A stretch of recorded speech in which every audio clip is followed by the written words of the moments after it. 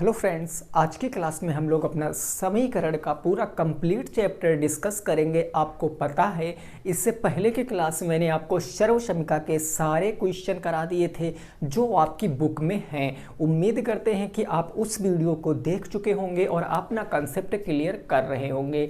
Exam के पहले मैं आपका कंप्लीट सिलेबस ख़त्म कर दूंगा, ये आप हमारे ऊपर विश्वास रखिए। और सिंगल क्वेश्चन बस जितना मैं प्रैक्टिस कर सकता हूँ आपके लिए उतना आपको करना पड़ेगा और आपके पूरे के पूरे नंबर आएंगे, ये मैं आपसे वादा करता हूँ। तो शुरुआत करेंगे हम लोग क्या समीकरण के बारे में सीखेंगे। व्हाट इज इक्वेशन, समीकरण क्या होता है। तो बेसिकली अगर मैं समीकरण की बात करूं तो समीकरण का मतलब होता है कि जिनमें चर राशियां और अचर राशियां इंक्लूड होती हैं, इसके साथ साथ उसमें लेफ्ट हैंड साइड भी कुछ होता है, देन राइट हैंड साइड भी कुछ होता है। इसका मतलब क्या होता है, लेफ्ट हैंड का मतलब होता है बायां पक्ष और ये होता है राइट हैंड साइड का मतलब होता है दायां पक्ष। मीन्स चर राशि का मतलब ए से लेकर जेड तक, ए से लेकर जेड तक के इसमें इंग्लिश के लेटर भी आते हैं। और इसमें जीरो टू इनफाइनाइट मतलब जीरो से लेकर अनंत तक की संख्याएं भी आ सकती हैं। आप कहोगे सर ये हम नहीं समझे। हमने कहा देखो एग्जाम्पल के तौर पे हमने एक चीज़ आपके सामने लिखी, हमने कहा 3x प्लस के 9 बराबर के 7। ये मैं आपसे पूछूं क्या है तो आप इतना बताओगे कि यह इक्वेशन है, समीकरण है। कैसे, तो आप देखो यहाँ पर x क्या है, x एक चर राशि है, वेरिएबल है। एंड 3, 9 और 7 ये क्या है, ये अचर राशि है, मतलब ये संख्याएं हैं। और ये जो बराबर का चिन्ह लगा है यहाँ, इक्वल का चिन्ह देख रहे हो ना, इसके लेफ्ट हैंड साइड जो भी होगा ये आपका LHS होगा, बायां पक्ष। और जो इधर होगा वो RHS होगा, मीन्स वो क्या होगा, दायां पक्ष होगा। बस इतनी सी बात आपको याद रखना है। कोई पूछेगा समीकरण क्या है, समीकरण में चर राशियां भी होती हैं, अचर राशियां भी होती हैं, बीच में बराबर का चिन्ह लगा हुआ होता है, बराबर के लेफ्ट हैंड साइड बराबर के राइट हैंड साइड कुछ न कुछ चीज़ें दी गई होती हैं। इधर जीरो भी होगा, डजन मैटर, जीरो मैंने इसीलिए लिखा, जीरो टू इनफाइनाइट, जीरो को कंसीडर करेंगे, ये बात आप याद रखना। ठीक, तो ये बेसिक चीज़ें थी जो आपको जानना जरूरी था। अब आइए हम इसमें देखेंगे कि जो आपके समीकरण होते हैं वो कितने प्रकार के होते हैं, और अब यहीं से क्वेश्चन पूछेंगे। आपके पेपर में कभी ये नहीं पूछेगा कि समीकरण क्या होता है, लेकिन जानकारी के लिए आपको ये सीखना बहुत ज़रूरी है। अब हम देखेंगे type of equation. Type of equation का मतलब क्या होता है, समीकरण के प्रकार। ये समीकरण सर कितने प्रकार के होते हैं, तो मेरे भाई आप चीज़ों को नोट कर लेना, नहीं पता है अगर। फर्स्ट नंबर होता है रेखिक समीकरण। रेखिक समीकरण, ये रेखिक समीकरण क्या होता है, तो रेखिक समीकरण वह समीकरण होते हैं जिसमें एक चर होता है और चर की हाईएस्ट पावर क्या हो। मैं यहाँ पर लिख देता हूँ, जिसमें क्या हो गया, एक चर हो गया और चर की जो उच्चतम घात है, कौन सी घात मेरे भाई, उच्चतम घात, वो कितनी होनी चाहिए, 1 होनी चाहिए। चर की उच्चतम power, highest power of variable is equal to 1 is called linear equation, रैखिक समीकरण। ओके, जैसे एग्जाम्पल के तौर पे मैं आपको बता दूं, हमने जैसे अभी लिखा था 3x प्लस के 9 बराबर के 7, ये क्या है, ये एक रैखिक समीकरण है। क्यों, क्योंकि आप देखो यहाँ पर एक ही चर है, x एक ही चर है और चर की हाईएस्ट पावर कुछ नहीं, जहाँ पावर कुछ नहीं वहाँ 1 कंसीडर करते हैं। यहाँ चर की हाईएस्ट पावर 1, तो ये क्या हो गया आपका रैखिक समीकरण। दूसरा मैंने लिख दिया 0.5 प्लस के x बराबर के 3, ये क्या है, ये भी एक क्या है, लीनियर इक्वेशन है, रैखिक समीकरण है, क्योंकि एक चर है और चर की हाईएस्ट पावर कितनी है, 1 है। जिस भी समीकरण में एक चर हो और चर की उच्चतम घात 1 हो वही कहलाता है रैखिक समीकरण। तो ऐसे आप काफ़ी सारे बना सकते हो। क्वेश्चन आएगा, 4 ऑप्शन देगा, आपसे पूछेगा निम्न में से कौन सा रैखिक समीकरण है, तो आपको याद रखना जिसमें एक वेरिएबल होगा, एक चर होगा और चर की हाईएस्ट पावर 1 होगी, वही क्या कहलाएगा, रैखिक समीकरण। ओके, देखिए सेकंड जो टाइप होता है वो होता है द्विघात समीकरण, और ये टॉपिक आपके पेपर में है, क्वाड्रिक इक्वेशन द्विघात समीकरण। ये कैसा समीकरण होता है, तो जब नाम आप क्लियर कर लोगे तो सारा कुछ क्लियर हो जाएगा। द्वि का मतलब होता है दो, घात का मतलब पावर। ऐसा समीकरण जिसमें एक ही क्या हो, चर हो। पहली तो बात, चर क्या होगा, एक चर हो, और चर की जो उच्चतम पावर हो, हाईएस्ट पावर ऑफ वेरिएबल, चर की जो उच्चतम घात होगी वो कितनी होगी, वो 2 होगी बस। पहले में 1, दूसरे में 2। कैसे, तो एग्जाम्पल के तौर पे हम आपको बता दें, जैसे हमने लिखा 2x² प्लस में 3x बराबर के 6। ये कैसा समीकरण है, द्विघात समीकरण है। भाई देखो x वेरिएबल तो एक ही है ना, तो x की पावर सबसे हाईएस्ट कितनी है, 2 है, तो x की सबसे हाईएस्ट पावर 2 है, तो ये क्या बन जाएगा, द्विघात समीकरण बन जाएगा। आप कुछ और भी बना सकते हो, जैसे मैंने कहा 3/2 x² प्लस के पॉइंट के 6x बराबर के 0। ये कैसा समीकरण बन जाएगा, ये आपका द्विघात समीकरण बन जाएगा। आप यहाँ पर 0 ना लिखिए, 0 के स्थान पर आप 2 लिख लीजिए, कोई भी वेरिएबल लिख लीजिए। तो ये कैसा है, द्विघात समीकरण है। कैसे आपने पहचाना, क्योंकि यहाँ पर देखो x एक क्या है, वेरिएबल है, और वेरिएबल की हाईएस्ट पावर कितनी है, 2 है। बस इतना ही आपको समझना था। द्विघात क्या हो गया, समझ में आ गया।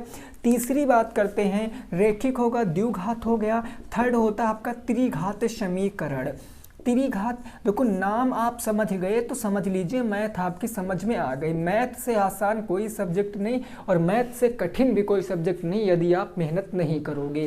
त्रिघात का मतलब, भाई 3 का मतलब क्या होता है, 3। घात का मतलब घात, ऐसा समीकरण जिसमें एक तो वेरिएबल होगा, चर क्या होगा, एक होगा, और चर की जो हाईएस्ट पावर होगी, हाईएस्ट पावर कितनी होगी, वो 3 होगी। उच्चतम घात कितनी होगी, 3 होगी। जैसे मैंने कहा ax³ bx² प्लस के cx बराबर के 0, और यहाँ पर मैंने कहा कि a b c आपके क्या हैं, इंटीजर्स हैं, आपके पूर्णांक हैं। अगर ये पूर्णांक हैं a b c, तो बचा वेरिएबल x, और यहाँ भी x, यहाँ भी x। देखो x की सबसे हाईएस्ट पावर कितनी है, 3 है। जब x की हाईएस्ट पावर 3 हो गई तो ये क्या बन गया, एक त्रिघात समीकरण बन गया। ये क्वेश्चन आपके पेपर में 2017 का पूछा हुआ क्वेश्चन है कि ax³ प्लस के bx प्लस के cx² बराबर 0, जहाँ पर a b c आपके पूर्णांक हैं, कौन सा समीकरण है, तो ये हो जाएगा त्रिघात समीकरण। ऐसे चतुर्थ घात भी बना सकते हो, पंचम घात भी बना सकते हो, षष्ठ सप्त यानी सो ऑन इनफाइनाइट तक, यानी n घात समीकरण भी बना सकते हो। जिस समीकरण की सबसे हाईएस्ट पावर n हो जाएगी वो n घात समीकरण बन जाएगा। तो ये आप समझ गए हो। यहाँ से एक क्वेश्चन आपका बहुविकल्पी फिक्स है, बिल्कुल आपसे पूछा ही पूछा जाएगा, तो आप इतनी बात जरूर याद रखना। आइए थोड़ा सा आगे पहुँचते हैं और आगे इसकी जानकारी को कंटिन्यू करेंगे। अंत तक जुड़े रहना, काफ़ी सारे पॉइंट मैं आपके क्लियर करूँगा, ठीक बात ना। ये बात आपकी क्लियर समझ में आई होगी, ऐसा मैं उम्मीद करता हूँ। देखो अब मैं आगे क्या आपको बताने की कोशिश कर रहा हूँ, ज़रा उस बात को समझना। देखो ये बेसिक जानकारी जो 2 और 3 में आपको पढ़ाई गई थी, क्या बेसिक जानकारी है, अगर प्लस में कोई संख्या लिखी है और बराबर का बीच में चिन्ह लगा है, प्लस में कोई संख्या बराबर का बीच में चिन्ह लगा, उसको अगर इस तरफ ले जाओगे तो वो माइनस में हो जाएगा। ये बिल्कुल बेसिक है, आपको आना चाहिए, बट मैं फिर भी आपको बता रहा हूँ क्योंकि मेरे को पूरा चैप्टर ख़त्म करना है, तो हर एक बेसिक चीज़ बताना अनिवार्य है। ये मैंने कहा माइनस में कोई संख्या है और बराबर के उस तरफ ले जाओगे तो ये कहाँ हो जाएगी, प्लस में हो जाएगी। ये भाग में कोई संख्या है, या फिर हम कह दें कि ये बटे में कोई संख्या, ये बटे का चिन्ह है ना, ये माइनस मत समझ लेना, ये बटे का चिन्ह है, और इसको बराबर के उस तरफ ले जाओगे तो ये आपकी गुणे में परिवर्तित हो जाती है। बिल्कुल ठीक उसी प्रकार अगर गुणे की संख्या को इस तरफ ले जाओगे तो वो भाग या फिर बटे में परिवर्तित हो जाती है और बस इसके सिवा आपको कुछ नहीं पढ़ना है। अगर इतना आता है तो आप सारे क्वेश्चन लगा पाओगे, ठीक है ना। चाहे इधर से इधर लाओ, इधर से इधर, चिन्ह परिवर्तित हो जाएंगे। बात को पूरी क्लियर अच्छे से याद रखना अपना। अब मैं क्वेश्चन आपको कराता हूँ आपके बुक के, और आप सारे क्वेश्चनों के उत्तर फटाफट हमारे साथ देते हुए चलेंगे और आपको अच्छे से चीज़ें समझ में आ जाएगा। देखो मैं आपको क्या समझाने की कोशिश कर रहा हूँ। जैसे क्वेश्चन नंबर 1 में एक एग्जांपल आपको समझा दूँ, फिर मैं बुक के क्वेश्चनों पर आता हूँ। जैसे मैंने कहा कि 3x प्लस में 12 इज इक्वल टू 9 है। अब मैंने आपसे कहा कि इसको हल करो, इसको क्या करना है आपको, हल करना है। बिल्कुल सिंपल सा क्वेश्चन है। अब आप इसको कैसे हल करोगे उस बात को समझो।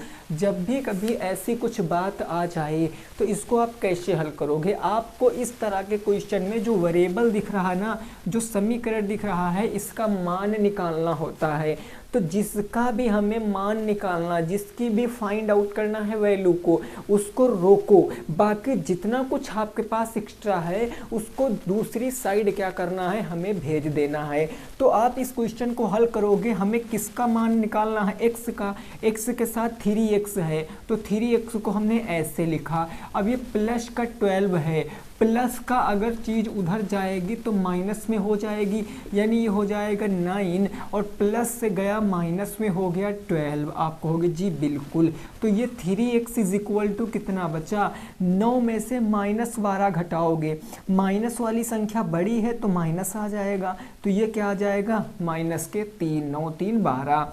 अब देखो ये 3x लिखा, एक वेरिएबल और एक जो आपका क्या होता है अचर, एक चर और एक अचर के बीच में मल्टीप्लाई का चिन्ह लगा हुआ होता है। मल्टीप्लाई उधर जाएगा तो डिवाइड में, यानी x इज इक्वल टू मैं कह दूं तो -3 और बटे 3। अगर ये कट जाएगा तो x बराबर -1 आ जाएगा। ये बात आप समझे, x बराबर क्या आ गया, -1 आ गया। अब यहाँ पर अगर आप x बराबर -1 रखोगे तो क्या 9 आएगा, वो होता है उत्तर की जांच। क्वेश्चन में कभी कभी आपसे कहेगा कि इतने पे मैं नहीं मानूंगा, हमें उत्तर की जांच भी करके दिखाओ। तो आपको ऐसे लगानी पड़ेगी हेडिंग कि उत्तर की जांच कैसे करेंगे। उत्तर की जांच करने के लिए आपको दिए गए क्वेश्चन को एक बार लिखना पड़ेगा। तो क्वेश्चन क्या था, 3x प्लस के 12 इज इक्वल टू 9 है ना। x का मान कितना आया है, -1। तो यहाँ पर x बराबर -1 रख दोगे, यानी हो जाएगा 3 इंटू -1 और प्लस में 12 इज इक्वल टू 9। 3 का अगर 1 से गुणा माइनस के कराओगे, -3 और प्लस के 12 इज इक्वल टू 9। अब ये देखो प्लस के 12 बड़ा है तो प्लस में बचेगा, 12 में से 3 चला जाएगा तो 9, 9 बराबर क्या आ गया, 9। यानी वी कैन से दैट कि left hand side is equal to किसके है, राइट हैंड साइड के, और ये क्वेश्चन का जवाब है। तो इस तरीके से आपको अपने उत्तर की जांच चेक कर लेनी है। अगर left hand side right hand side के इक्वल नहीं आ रहा है, मीन्स आपने कहीं गलती की है, तो उस गलती को चेक करोगे, देन दूसरी जो वैल्यू आएगी x की उसको आप इसमें रखोगे और आप अपने उत्तर की जांच करोगे। लेफ्ट हैंड राइट हैंड अगर इक्वल आ गया तो आप निश्चिंत हो जाइए, जो आपका आंसर आया, जो वेरिएबल की वैल्यू आई है वो 100% सही है। वो कोई भी PNP का जो आपका अधिकारी है जो कॉपी चेक करेगा नहीं काट सकता है। बात को समझ गए हो। अब मैं आपको बुक के क्वेश्चन को कराता हूं, क्योंकि आई होप मैं आपको कंसेप्ट समझाने में बिल्कुल क्लियरली सफलता पा चुका हूं। अब मैं आपको 1 बाय 1 करके इसके क्वेश्चन को बताऊंगा और आप इस क्वेश्चन को सॉल्व करते हुए चले जाओगे। ठीक बात ना, डन हो गई बात। बताओ किसी को कोई एक भी अगर दिक्कत हुई आपको तो आप बताओ कि हाँ हमें इस चीज़ में दिक्कत है ना। ओके चलिए अब मैं आपको क्वेश्चन की तरफ ले चलता हूं, आप सारे लोग क्वेश्चनों को सॉल्व करोगे। क्वेश्चन नंबर 1 मैंने क्या कहा, जो आपकी बुक में दिया गया है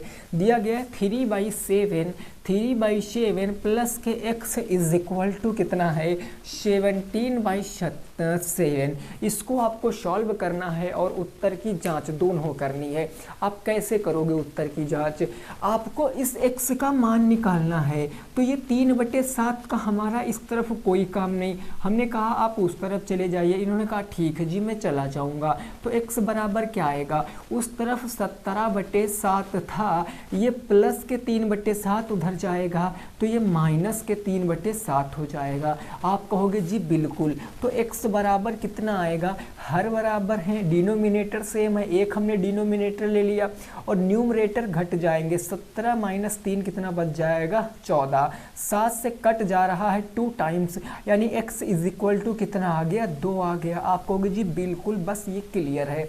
हमने कहा ठीक है, आओ जरा उत्तर की जांच भी कर लेते हैं, क्या उत्तर की जांच क्वेश्चन में करने को कह रहा, तो बिल्कुल कह रहा है, हम करेंगे उत्तर की जांच। जहां भी x है वहां हमें कितना रखना है 2 रखना है, तो ये हो जाएगा 3/7 प्लस में x बराबर के 17/7, x के स्थान पर 2 रखेंगे तो 3/7 प्लस में 2 इज इक्वल टू 17/7। 7 का 2 से मल्टीप्लाई कराओगे 14, 14 में 3 जोड़ोगे तो 17/7 हो जाएगा। और देखो 17/7 इस तरफ भी लिखा था, यानी लेफ्ट हैंड साइड किसके बराबर है, राइट हैंड साइड के। जो आंसर आया है अपने स्थान पर क्या है, बिल्कुल सत्य बात है, आंसर बिल्कुल क्या है, सही है। ओके ना, ये सारे अब बुक के मैं क्वेश्चन स्टार्ट कर रहा हूँ। क्वेश्चन नंबर 1 जो मैंने ये कराया है ये सब अब बुक से हैं ना, तो इनको फटाफट प्रैक्टिस करते जाना है आपको। इतनी प्रैक्टिस कर लीजिए कि अगर एग्जाम में क्वेश्चन आए तो आपसे छूटे नहीं। क्वेश्चन नंबर 2 क्या है जरा वो समझो। क्वेश्चन नंबर 2 है 4y प्लस में y बाई कितना है 5 है, 4y प्लस के y by 5 is equal to 21। इसको सॉल्व करना है, उत्तर की जांच करनी है। कैसे करेंगे आप कैसे करेंगे। अब यहाँ कुछ स्टूडेंट हमारे क्या कर सकते हैं, कुछ स्टूडेंट हमारे चीज़ें गड़बड़ कर सकते हैं, ठीक है। कैसे आप कर सकते हो बताओ, फटाफट सभी साथी बताएंगे कैसे। देखो मैं आपको एक तरीका बताता हूँ। आप क्या करो, यहाँ पर आप 5 को उधर ले जाओगे तो गुणे में हो जाएगा, तो 21 पंचे कितना हो जाएगा 105 हो जाएगा। ये 4 5 5 को अगर आप 105 से डिवाइड करोगे तो 21 आ जाएगा। एक तो ये तरीका है। दूसरा तरीका क्या है, दूसरा तरीका ये है कि आप इनके हर बराबर कर लो। हर बराबर करोगे, यहाँ 5 है, इसके नीचे बटे 1 मान सकते हो।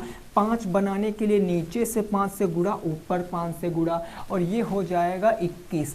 5y, 5 चौके कितना हो गया 20y, और प्लस में ये क्या हो गया y, नीचे 5 5 क्या हो गया बराबर, और बटे क्या हो गया 21। समझ गए। ये 5 बटे और बटे उधर जाता गुणे में, 20 और 1 कितना हो गया 21y बराबर 21 इंटू के कितना हो गया 5 हो गया। अब 21 गुणे में उधर जाएगा बटे में, तो y is equal to 21 into 5 बटे 21 से 21 खत्म, y बराबर क्या आएगा 5 आ जाएगा। y की वैल्यू कितनी आ गई 5 आ गई, वैसे भी 5 आती। अब आपको चेक करना है उत्तर की जांच। उत्तर की जांच कैसे करोगे, तो उत्तर की जांच करने के लिए कुछ नहीं करिए, इस क्वेश्चन को लिखिए। क्वेश्चन है 4y प्लस में y by 5 is equal to 21। y के स्थान पर 5 रखना है आपको, तो 4 इंटू 5 प्लस में 5 बाई 5 बराबर में 21। 5 से 5 1 टाइम्स में, 5 चुके 20 1 21, और बराबर किसके होगा 21 के। देखो 21 इज इक्वल टू 21, तो we can say that left hand side is equal to right hand side. तो हमारा जो आंसर आया है वो बिल्कुल सत्य है। बात समझ में आ गई मेरे भाई, बोलो क्या बात समझ में आ गई, ठीक है ना। चलिए नेक्स्ट देखेंगे अगला क्वेश्चन और उसको समझने की कोशिश करेंगे। क्वेश्चन नंबर 3, प्रश्न संख्या 3 क्या है, जरा उस बात को समझिए। क्या कह रहा है क्वेश्चन, जरा देखो। क्वेश्चन नंबर 3 आपसे केवल इतना कहने की कोशिश कर रहा है कि आप हमें ये बता दीजिए कि 0.6x है और प्लस में कितना है 4.5 है, बराबर कितना है 0.28x, और प्लस में है कितना भाई, तो 1.16। अब पॉइंट देखते ही कुछ विद्यार्थी का दिल क्या होता है, घबराने लगता है, हार्ट बीट उनकी बढ़ जाती है कि यार हम पॉइंट वाले क्वेश्चन को कैसे करेंगे। तो तरीका आप हमारा सुनिए, आपको 100% ये तरीका समझ में आएगा और आपकी कैलकुलेशन काफ़ी आसान हो जाएगी। आप यहाँ देखो सारे स्थानों पर आपको पॉइंट दिया है, यहाँ भी पॉइंट, यहाँ भी पॉइंट, यहाँ भी पॉइंट, बट यहाँ पर पॉइंट नहीं दिया। तो अगर मैं इसको भी पॉइंट में कन्वर्ट कर लूँ तो हमारा क्वेश्चन आसान बन जाएगा। कैसे पॉइंट में कन्वर्ट करेंगे? हमेशा न्यूमरेटर को डिनोमिनेटर से भाग देते हैं ना, अंश को हर से भाग देते हैं। तो अगर मैं 4 को 5 से भाग दूंगा, 4 को अगर मैं 5 से दूंगा, तो भाई 5 8 40 कितने 0.8 टाइम्स में चला जाएगा। यानी जहाँ 4/5 है, क्या मैं वहाँ पर 0.8 लिख सकता हूँ? आप कहोगे हाँ जी। तो मैंने यहाँ कहा कि 0.6x प्लस में 0.8 और बराबर हो गया 0.28x प्लस में क्या हो गया 1.16 हो गया। अब आपका क्वेश्चन पूरा डेसिमल में बन गया है। आप x वालों को एक तरफ ले आओ। आप यहाँ पर देखो, अगर मैं इस x को इस तरफ ले आऊँ और इस 0.8 को उस तरफ ले जाऊँ तो हमारा सारा कुछ सिस्टम सही हो जाएगा।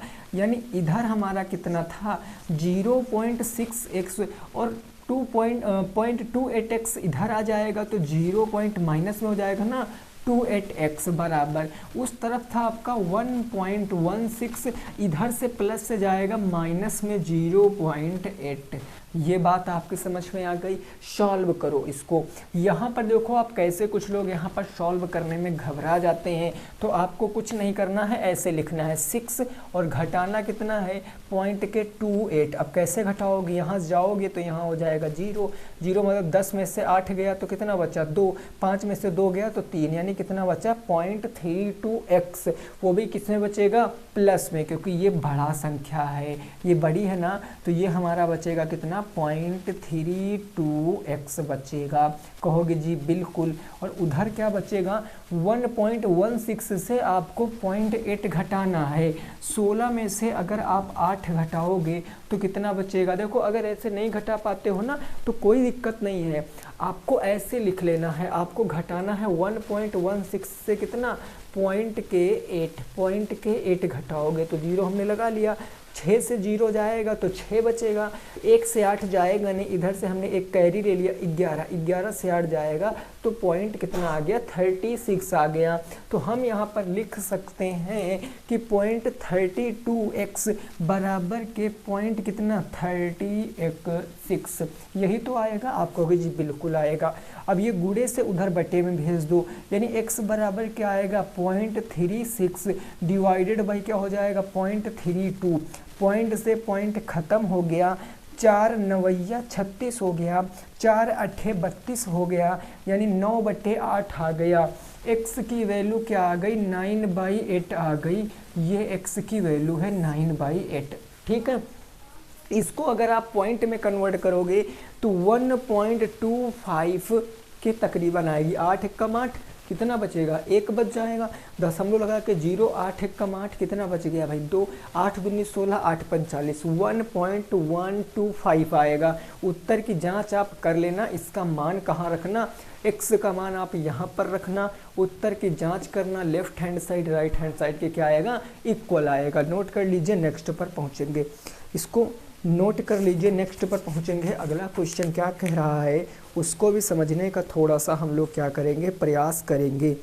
ठीक है ना, कोई दिक्कत नहीं, क्लियर बात भाई। नेक्स्ट अगला क्वेश्चन देखते हैं। अगला क्वेश्चन क्या कह रहा है उसकी बात को समझेंगे और उसको भी हम लोग क्या करेंगे लगाएंगे, है ना। ओके, देखो ये आसान है थोड़ा सा, यहाँ पर आपको चीज़ें समझनी पड़ेंगी। बस वैल्यू रख लेना, चाहे दशमलव में कन्वर्ट कर लेना या फिर आप फ्रैक्शन में रख लेना, उससे कोई फ़र्क नहीं पड़ेगा। बस कैलकुलेशन आपको समझना है, इजी आप कैसे कर सकते हो वो आपको करना है ना। चलो नेक्स्ट अगला क्वेश्चन क्या कह रहा है उसकी तरफ थोड़ा सा प्रस्थान करेंगे और उसको लगाने की अपनी कोशिश करेंगे। अगला क्वेश्चन कुछ इस प्रकार से है, ये कह रहा 3x माइनस के 5, अच्छा यही क्वेश्चन है ना। ओके, ये क्या कह रहा 3x माइनस के 5 इज इक्वल टू 4, इसको सॉल्व करो, इसको सॉल्व करो। अब इजी हो गया, माइनस के 5 उधर ले जाएंगे तो प्लस में हो जाएगा, तो 3x is equal to 4 plus में 5, तो मैं कह सकता हूँ 3x इज इक्वल टू 9। अब इस 3 और इस x के बीच में मल्टीप्लाई का चिन्ह, मल्टीप्लाई डिवाइड के चाहे उस तरफ ले जाओ चाहे इस तरफ, वो डिवाइड हो जाएगा, यानी x इज इक्वल टू क्या होगा 9/3 होगा ना, और 9 को जब 3 से डिवाइड करेंगे तो वी कैन से दैट कि x इज इक्वल टू 3 आएगा। x की वैल्यू 3 रखोगे, 3 3 का 9, 9 में से 5 जाएगा 4, LHS RHS के बराबर हो जाएगा। कर लोगे ना आप LHS RHS के बराबर? अरे बोल दो, कर लोगे ना, कर लोगे ना? चलो अगला क्वेश्चन, अगला क्वेश्चन देखो क्या कह रहा है, उसको ज़रा समझने की कोशिश करो। ये क्वेश्चन थोड़ा सा लेंथी है तो आपको इसको समझना पड़ेगा। क्वेश्चन कितना है, 3t माइनस के 2, 3t माइनस के 2 और डिवाइडेड बाई कितना है 3 है, प्लस में कितना हो गया 2t प्लस के 3, 2t प्लस में कितना हो गया 3, ये t है ना, ये t है, प्लस में 3 और डिवाइडेड बाई हो गया 2 इज इक्वल टू 1 प्लस में, सॉरी t है, ये t प्लस में कितना दिया गया है 7/6। इसको हल करना है। अब इसको कैसे हल करोगे, ये क्वेश्चन अपने आप में बहुत यूनिक क्वेश्चन है, ये पिछले साल का आया हुआ क्वेश्चन है, तो आप इसको कैसे सॉल्व करोगे। आपको ज़्यादा दिमाग नहीं यूज करना है यहाँ पर कि अब हम क्या करेंगे, यहाँ पर हम क्या कर सकते हैं, ज़रा समझने वाली बात है दोस्तों। क्या है कि आप क्या कीजिए, इसके हर बराबर कर लीजिए। हर बराबर करने के लिए आप यहाँ तो क्रॉस मल्टीप्लाई कर लो, ऐसे वाला मल्टीप्लाई, तो हर बराबर हो जाएंगे। तो 2 का मैं यहाँ से मल्टीप्लाई कराता हूँ तो ये हो जाएगा 2 3 6t माइनस के 2 दूनी 4 और ये प्लस लगा है तो प्लस का 3 दूनी कितना हो जाएगा 6t हो जाएगा, और प्लस में 3 3 कितना हो जाएगा 9 हो जाएगा। क्रॉस मल्टीप्लाई हो गया, डिवाइडेड बाई नीचे कितना आ जाएगा 3 दूनी 6 आ जाएगा। वैसे उस तरफ काटोगे तो 6t प्लस में 7 हो जाएगा, तो ये 6t प्लस में हो गया 7 और बटे नीचे कितना आ गया 6 आ गया। कोई दिक्कत नहीं ना। अब देखो ये 6 से ये 6 हमारा ख़त्म हो रहा है, आप कहोगे जी बिल्कुल ख़त्म हो गया, तो बचा क्या, बचा ये 6t और ये 6t कितना हो गया 12t हो गया, कितना हो गया 12t, माइनस के 4 प्लस में 9 तो ये प्लस में 5 बचेगा, बराबर उस तरफ कितना है 6t और प्लस में कितना हो गया 7 हो गया। कोई परेशानी नहीं ना, ये 6t इधर ले आओगे तो ये हो जाएगा 12t माइनस में 6t बराबर के 7, प्लस के 2 जाएगा तो प्लस के 5 जाएगा तो माइनस के 5 कर देगा। क्लियर बात। अब क्या आएगा 12t से 6t जाएगा तो ये 6t बराबर के 7 में से 5 जाएगा तो 2, 7 2 5 2 7, 6 आपका गुणे से उधर जाएगा बटे में तो 2/6, काटम कुटाई करोगे तो t की वैल्यू कितनी आएगी 1/3 आ जाएगी। t की वैल्यू 1/3 ये क्वेश्चन का जवाब है। आप उत्तर की जांच करना चाहते हो तो t के स्थान पर 1/3 रख दोगे तो आपका क्या आएगा आंसर सही आएगा। यहाँ 1/3 रखोगे, 3 से 3 खत्म, 1 माइनस, यहाँ माइनस के 1/3 आ जाएगा, ठीक है ना। और यहाँ 1/3 रखोगे तो 2/6 नीचे हो जाएगा, ऐसे सॉल्व करोगे। यहाँ t की वैल्यू रखोगे 1/3 तो भी आपका LHS RHS के बराबर आएगा, ठीक है। उत्तर की जांच आप चेक कर सकते हो, बाकी मैंने वैल्यू निकाल कर आपके सामने रख दी है, ठीक है भाई। वैल्यू मैंने निकाल दी है, उत्तर की जांच आप स्वयं से कर सकते हो, कोई परेशानी नहीं, कोई दिक्कत किसी भी साथी को। चलिए अगला क्वेश्चन देखेंगे और उसको लगाएंगे। नेक्स्ट क्वेश्चन क्या कह रहा है उसको भी हम लगाएंगे और उसको समझने की कोशिश करेंगे।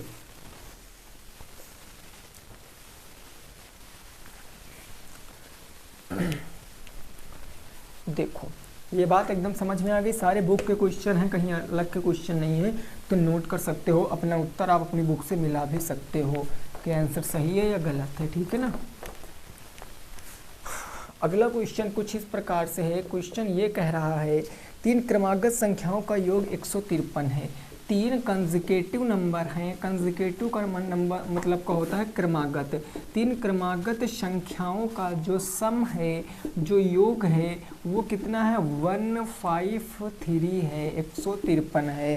क्वेश्चन कहा गया संख्याओं को ज्ञात करो, फाइंड द नंबर, आपसे पूछे है संख्याओं को ज्ञात करो, आपसे पूछे फाइंड द नंबर। क्वेश्चन दिया गया three consecutive number sum is equal to 153, आपसे पूछा है फाइंड द नंबर, उस संख्याओं को खोजना है।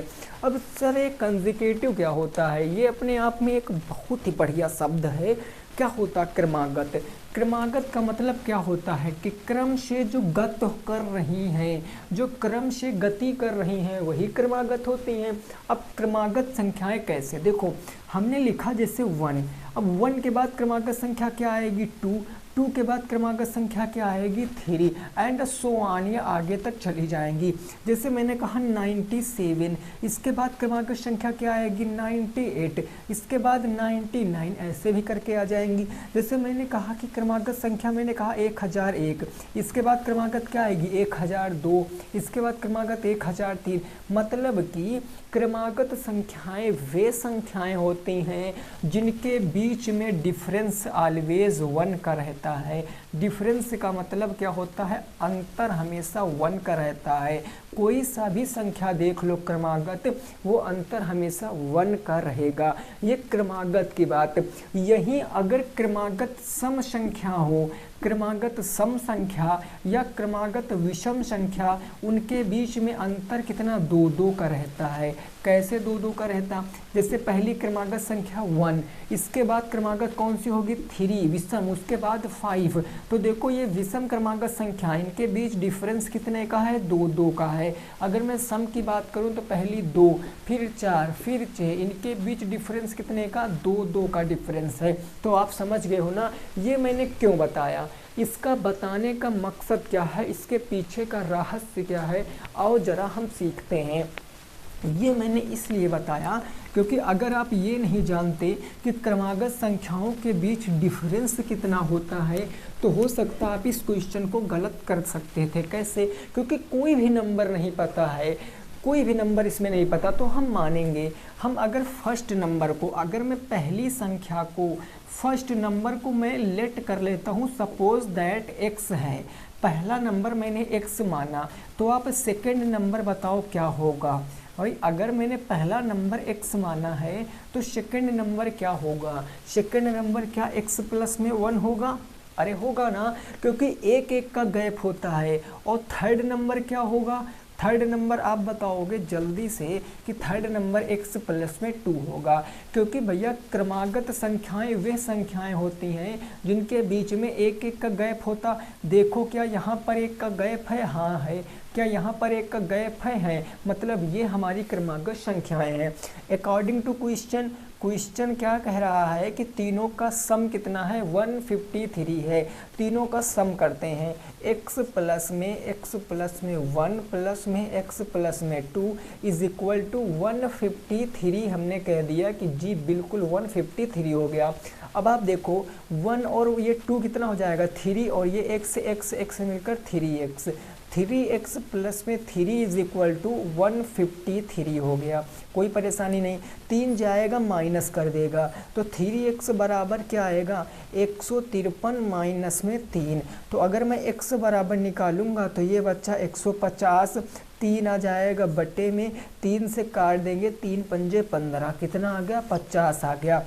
x की वैल्यू हमारे पास आ गई 50, x की वैल्यू कितनी आ गई 50 आ गई। तो तीनों संख्याएं बता सकते हैं। देखो कैसे बता सकते हैं, पहली संख्या क्या हो जाएगी 50, दूसरी में 50 में 1 जोड़ोगे तो क्या आएगा 51, तीसरी में 50 में 2 जोड़ोगे तो कितना आएगा 52, 51, 52, 50 का ऐड करोगे 153 आएगा। तो दिस इज़ योर आंसर। ये क्या हो जाएगा आपका क्वेश्चन हो जाएगा, नोट कर लीजिए, यही आपका क्या है आंसर है। ठीक भाई, यही क्या है आपका आंसर है। क्या बात आपकी समझ में आ गई, क्या इतनी बात आपकी समझ में आ गई? तो मैंने आपको वो देखो, मैंने सारे क्वेश्चन नहीं सॉल्व कराए हैं। सारे सॉल्व कराने का मतलब फिर आप प्रैक्टिस कहाँ से करोगे? तो आपको अब उठाना है अपनी बुक, अब अपनी बुक उठाना है और बुक को क्या करना है, सॉल्व करना है। 1 घंटे कम से कम, इस वीडियो को देखने के बाद 1 घंटे आप इस चैप्टर के क्वेश्चनों को सॉल्व करोगे। और जब इस चैप्टर के क्वेश्चन को 1 घंटे सॉल्व करोगे तो मैं 100 नहीं 200% गारंटी के साथ कहता हूँ कि कोई सा भी क्वेश्चन आ जाए इस टॉपिक से आपके पेपर में, आप बस इसको क्लियर कर लेना। बस इस आधे घंटे की जो 40 मिनट 45 मिनट की जो भी क्लास है, इसको आपको देखना है पूरा और अच्छे से देखना है। आपके बहुविकल्पी भी बनेंगे, आपके अति लघु उत्तरी भी बनेंगे, आपके लघु उत्तरी बनेंगे, सारे क्वेश्चन आपके यहीं से बन जाएंगे। तो उम्मीद करते हैं कि आपको क्लास समझ में आई है। मिलेंगे दोस्तों कल की क्लास में, तब तक सभी साथी रखेंगे अपना ख्याल। जय हिंद, जय भारत और वंदे मातरम।